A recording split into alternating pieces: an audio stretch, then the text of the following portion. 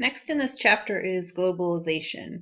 When you take a minute to sit back and reflect on how far we've come in terms of moving from these hearth areas and mini systems to the expansion of empires to now truly being a globalized Earth, if you will.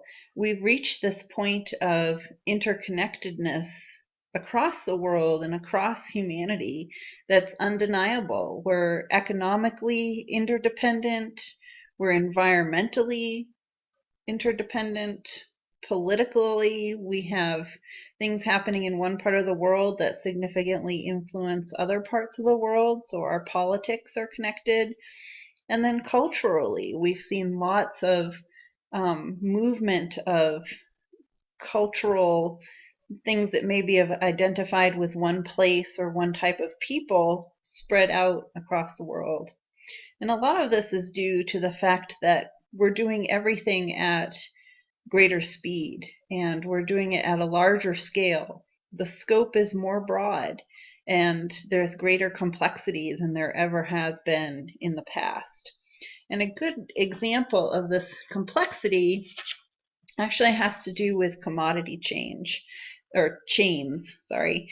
So a commodity is a good or a service, and the commodity itself actually gets caught up in its production in terms of a chain. So for example, in your book in 2.2 on page 52, they're talking about the commodity chain of a pair of jeans.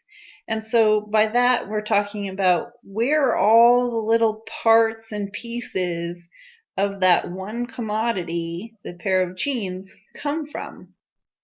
And what's really interesting is that you have parts of that jean that get made in Australia, parts in Japan, parts of in Benin,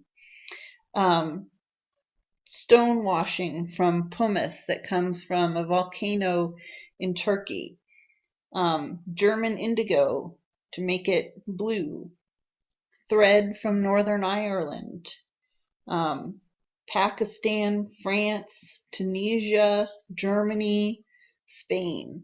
And so all of the elements that go into making this one article of clothing come from so many different places that there's a chain of how it's made. And this also leads then to an increase in the significance of place. Because if all of those places are involved in the making of this one commodity, then we've got an increase in the movement of money and suddenly an increase in the importance of labor. And where are the products coming from? They're coming from all over, and they're being made in different places, different parts, and then the interconnectedness of those ideas. So here's actually the figure that your book has, 2.B on page 53, that looks at the geography of this one pair of jeans. And I think it's interesting to think about where your clothes come from. Were they made just in one place? Chances are they weren't. One of the largest issues that is facing globalization is the impact that we're having on the environment. And this figure in your book is called the human footprint. And basically, it's a reflection of the extent and the intensity of human influence on the land. And it's a conglomeration of looking at population density, agricultural use, access from roads and waterways, electrical power infrastructure, and urbanization. So the lower the number, the lesser the overall degree of human influence. So it's somewhat relative. So the human footprint values in this that are represented by the darker green color get a rating of 0 to 1. And if you look at those areas, that makes sense. We're looking at areas that are inhospitable to people settling. So deserts, ice, um, tropical, remote areas. If you look at the areas then that are in the darker reddish colors and tending to be the oranges, you're seeing areas of higher population density. When we're talking about the environment, one of the biggest issues that's um, facing us, I think, worldwide is water quality. So both the availability of water and then the quality of that water. So water pollution is one of the biggest issues that we're facing, along with climate change, just because without water we can't survive. We can't do all the things that we depend so heavily on water for. And so when we talk about development, we talk about trying to do that in a sustainable way. And what's hard about that is that how do you balance the equity of things like social justice, economic opportunity for other people, income equality? How do you balance those equity issues with economy? So the economics of having economic growth for a location or a region, economic efficiency, and then how do you balance those two things with environmental protection? So it's a constant shifting and trying to balance those three things: equity, economy, and the environment. The second issue with globalization is health. So before we were so interconnected and had such rapid spread of people and mobility across the earth, diseases or things that had influenced a population health-wise in one place did not have nearly as much of a health risk to other places. This figure 2.18 shows the diffusion of the HIV virus and sort of how fast that happened.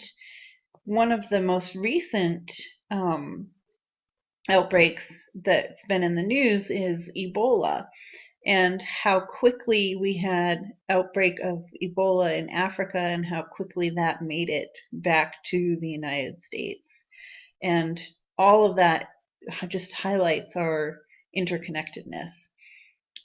The other problem is that if we have an area of the world that is experiencing health problems, how does that then trigger health problems in other places? And what's our responsibility for helping those people? Security is is the third part of globalization. So we're looking at things like spatial justice, cultural imperialism, westernization, and sort of jihad versus McWorld. The last thing to consider with globalization is the disparity that's come about because of globalization that comes between what everybody in the core areas have versus how disadvantaged the periphery ends up being.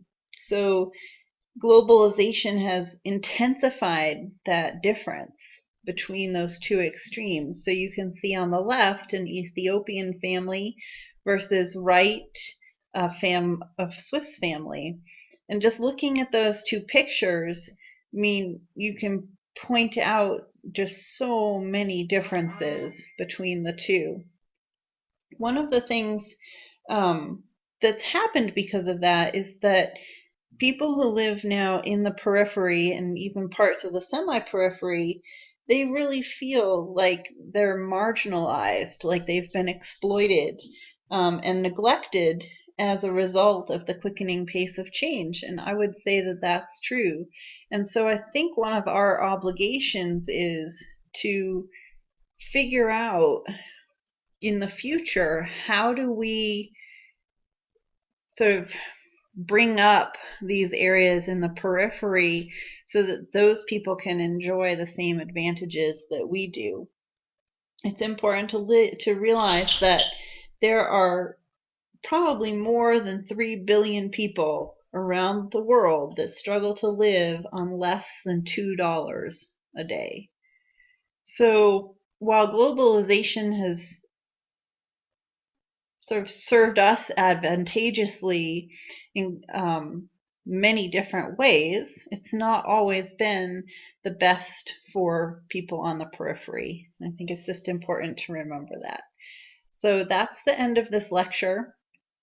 Please remember to look also at Deblige Chapter 1, which you should have read last week, but I'd like you to review issues of migration. And while you're reading it, think about the difference between people in the core and people in the periphery and what they have to look forward to, and how that mobility or lack of mobility between one area and another affects human geography.